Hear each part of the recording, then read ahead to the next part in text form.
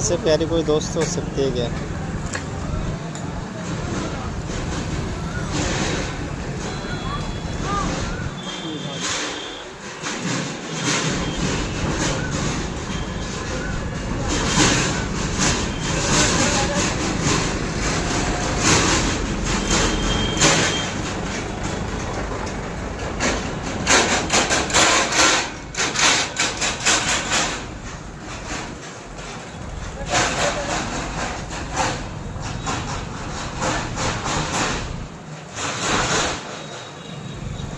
ऐसा नाराज भी नहीं है यार, देख।